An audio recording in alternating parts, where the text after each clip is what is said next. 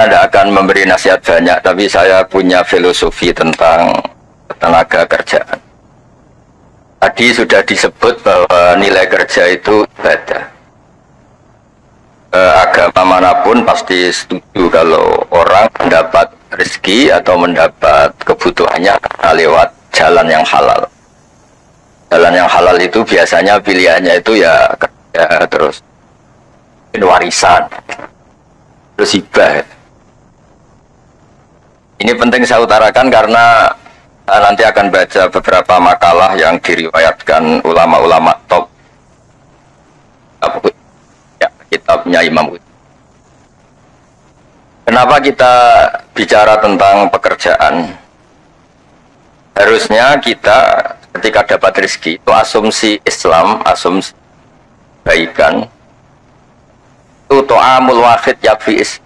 Jadi makanan jatah orang satu atau rezekinya orang satu itu normalnya bisa dimakan orang dua. Wa to'amusnaini yakfi arbatan. Normalnya rezekinya orang dua itu bisa dimanfaatkan, bisa mencukupi orang empat. Jadi kekacauan dunia ini dimulai karena jatahnya orang satu menghabiskan jatahnya orang seribu. Jadi gara-gara kerakusan itu terus sistem sosial itu menjadi kacau. Harusnya itu to'amul wahid yakfi to'amusnaini yakfi arbatan. Jadi jatah rezekinya orang satu bisa menghidupi orang dua ke atas, jatahnya rezekinya orang dua bisa menghidupi orang empat ke atas. Kemudian ini saya baca saja supaya tambah berkah beberapa teks tentang pekerjaan. Ini di kitab Ihya di halaman 85 kalau kitab saya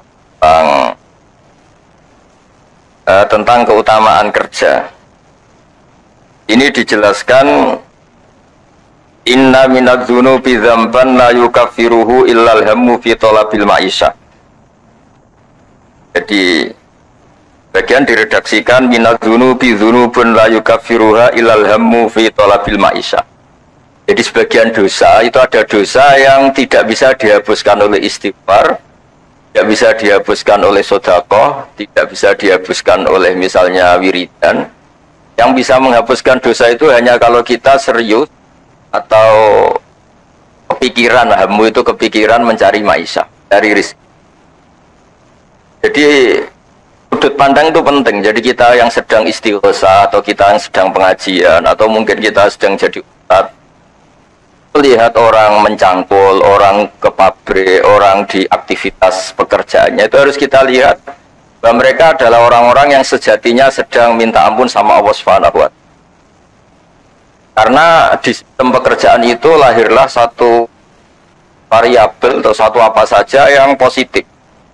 Ada hukum sosial karena ketemu teman yang saling pengalaman. Ada ketergantungan manusia sama hal-hal yang halal. Ini yang paling penting.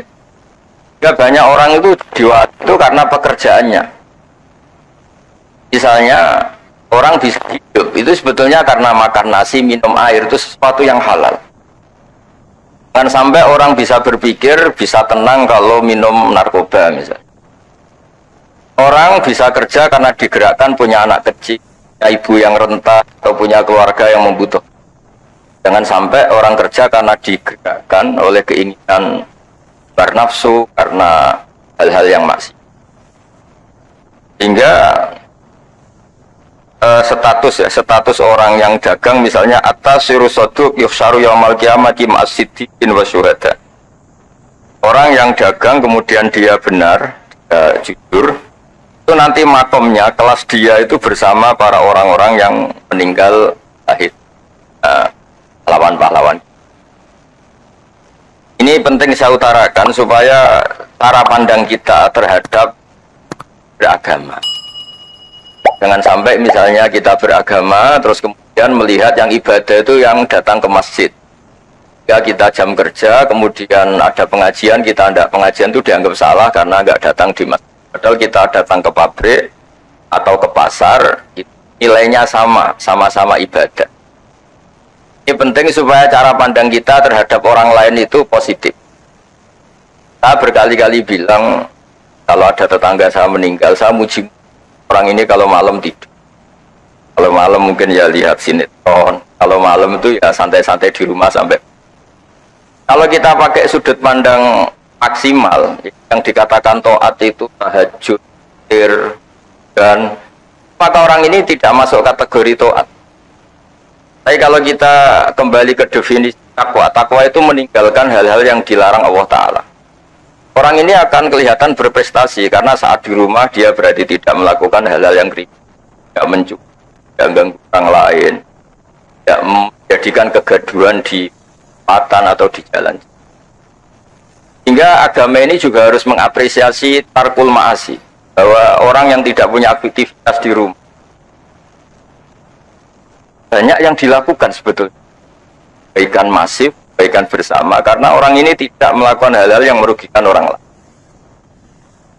Ya, saya berkali-kali bilang kalau saya jadi kiai, jadi orang baik, kalau ada orang yang dermawan kasih sesuatu ke kita, ya kita senang karena kebaikan itu diapresiasi. Misalnya ada tadi cerita menakar dapat apresiasi, dapat penghargaan, ya kita senang karena itu. Tapi andekan tidak, itu juga senang. Senangnya karena mungkin orang lain ini sudah tidak butuh kita, tidak butuh kita buat baik.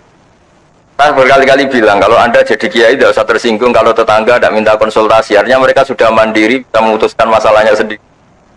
Tapi kalau konsultasi anggap mereka punya akhlak, tanya kiai. Kalau tidak ya anggap saja mereka sudah mandiri. Makanya sudut pandang ya dalam Islam, sudut pandang itu penting sekali. Jadi setelah kita baca beberapa hadis, suatu saat Rasulullah itu ngaji di masjid, teras masjid. Dia ngaji, dan ada pemuda dengan cangkulnya, dengan enaknya melewati Rasulullah.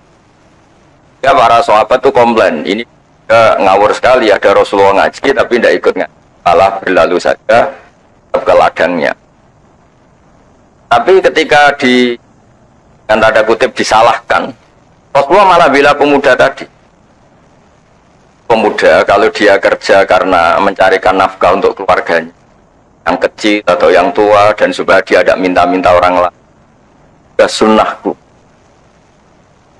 Jika bentuk sunnah Rasul itu tidak harus orang datang ke pengajian dan orang ikut fatwa kita mau itu. Nah, mungkin teman-teman yang sedang bekerja itu tidak lagi mendengarkan ngaji, sudah melakukan isi pengajian. Jadi yang lain baru mendengarkan, yang itu sudah melakukan isi pengajian. Makanya kalau di daerah saya banyak, kenapa kamu tidak datang ngaji? Nah, lebih dari ngaji dari Pak Kiai. Kenapa? Pak Kiai kan yang menyarankan supaya kita baik sama orang tua. Saat Pak Kiai pengajian, saya ke rumah orang tua saya di rumah sakit. Kan? Tapi kadang-kadang kita pakai ukuran kita sendiri, yang nggak datang pengajian itu orang jelek karena nggak mau datang. Padahal jangan-jangan yang sedang di rumah itu yang sedang melakukan isi pengajian itu, ya dia tidak datang karena merawat orang tuanya, karena sedang asik dengan istri. Harus disebut bagian dari kebaikan. Nah, dalam kebaikan Islam, Nabi pernah ngendikan, "Babi ahadikum sedekah." Kamu kumpul dengan istri kamu itu, sampai sahabat protes, "Ya Rasulullah, masa ayati ahaduna syahwatahu wa walahu ajrun?" Masa urusan seneng-seneng sama istri dia dapat pahala? Nabi menjawab, "Alaysa law wada'aha fi haramin akana aliwis." Kalau pelampiasan syahwat itu hal yang negatif atau yang haram, dia akan dosa. Nah, ketika meletakkan yang benar, dia juga. Jadi pahala itu segampang itu. Orang asik dengan anaknya, dengan cucunya, bercengkrama di rumah, ya pahalanya besar. Karena saat itu berarti dia tinggalkan maksiat, dia tidak dengan. Nah, pekerjaan juga gitu. Mungkin orang lain dapat uang karena transaksi narkoba, mungkin orang lain dapat uang karena kejahatan, orang lain dapat uang karena menipu. Orang-orang yang bekerja luar biasa ini dapat rezeki. Harus kita apresiasi. Ya, makam orang-orang ini, makomnya itu nanti kalau meninggal ma'asyid wasyuhada. Orang-orang punya gelar asyid, gelar yang luar biasa dalam khazanah kewalian. Orang-orang yang bekerja itu nanti makomnya seperti itu. Itu adalah inspirasi kita yang luar biasa.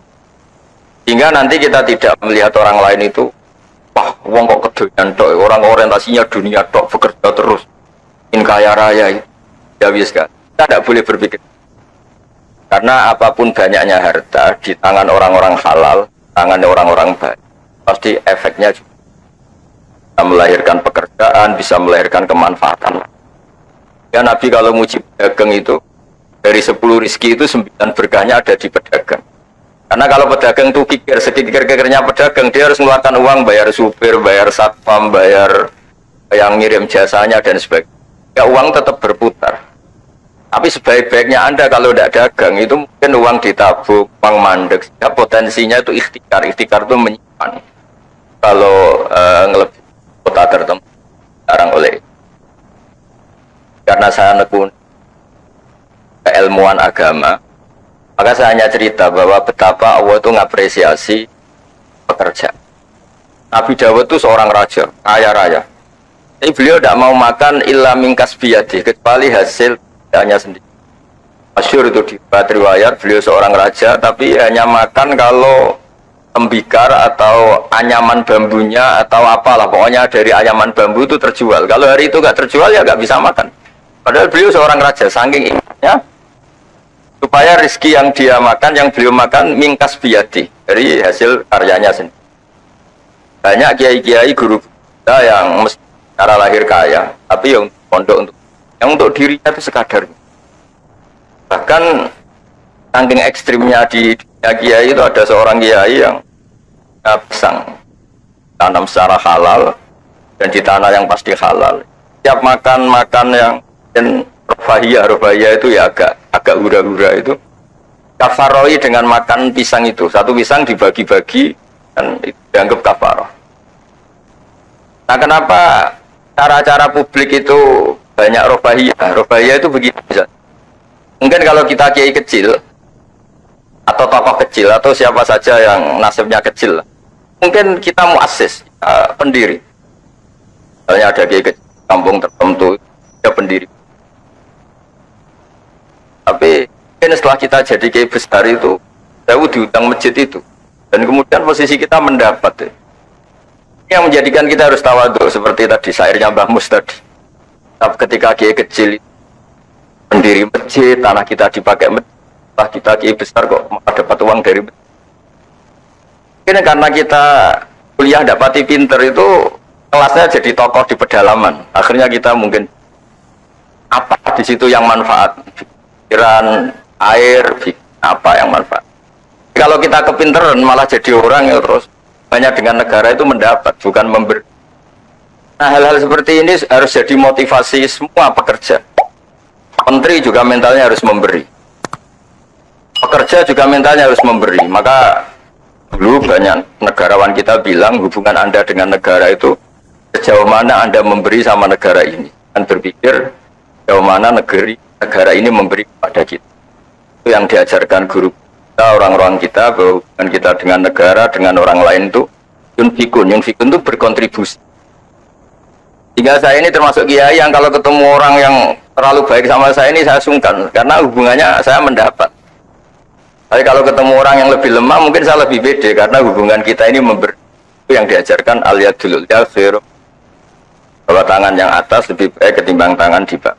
Makanya saya mohon menterian semuanya lah, kita hubungan dengan bangsa kita, dengan masyarakat kita, dengan rakyat kita hubungan memberi, bukan hubungan mendapat. Bahwa secara aturan atau secara kultur karena kita pejabat, kita kiai mendapat itu ya rezeki dari Allah yang kita terima secara syukur. Tapi sebetulnya komitmen kita sebagai bangsa, komitmen harus dicatat.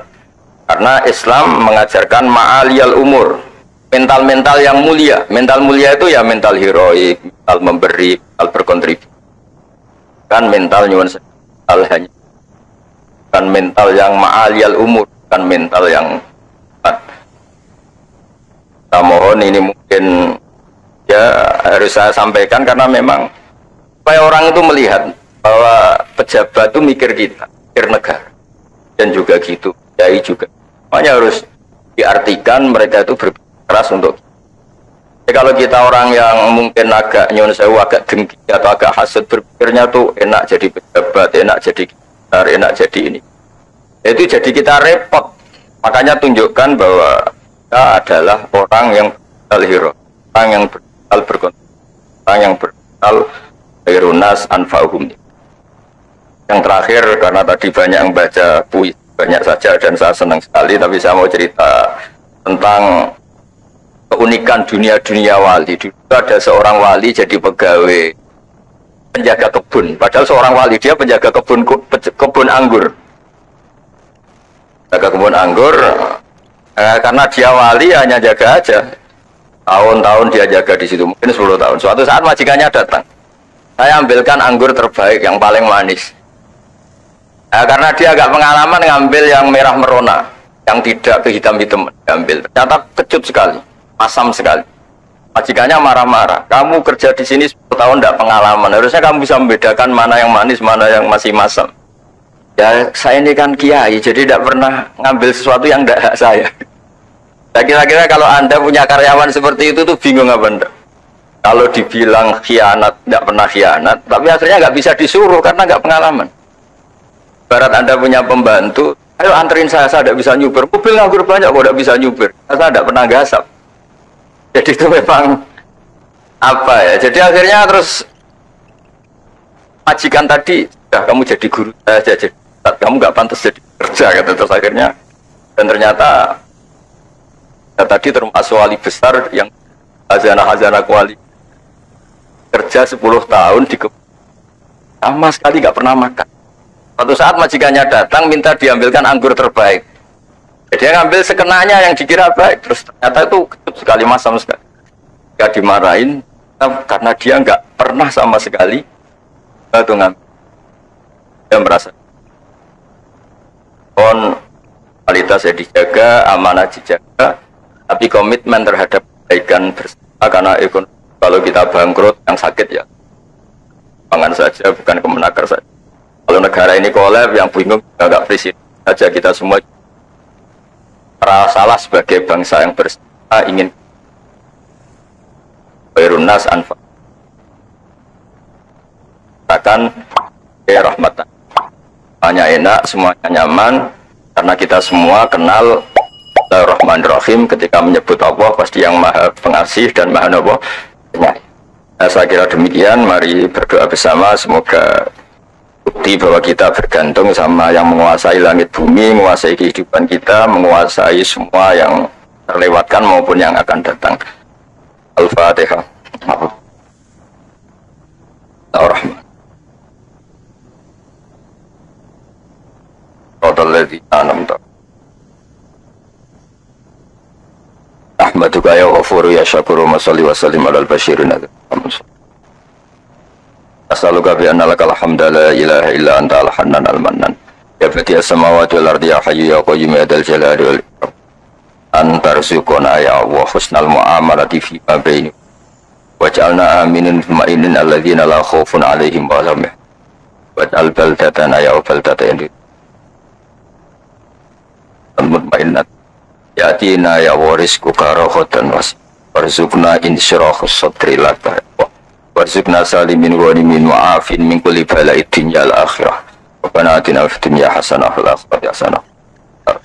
Sallallahu ala sayyidina Muhammad sallallahu alaihi wa sallam. Subhana rabbika rabbil izzati amma yasifun, wassalamu ala al-mursalin, alhamdulillahi rabbil alamin.